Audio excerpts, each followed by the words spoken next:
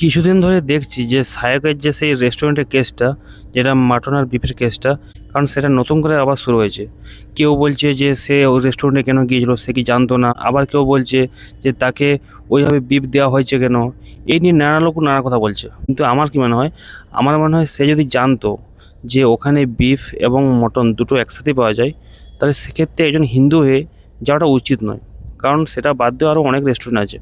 কারণ আপনি একটা কথা ভেবে দেখুন, যে হোটেলে বা যে রেস্টুরেন্টে একই সাথে বিফ এবং মাটন তৈরি হচ্ছে, কারণ তাহলে সেটা আলাদা কী করে হলো? তাহলে তো একই তো হলো। তাহলে সেখানে যদি সে খেয়ে নেয়, তাহলে আর তার খেতে বাকি কী রইলো? তা তো সব খাওয়াই তো হয়ে গেল।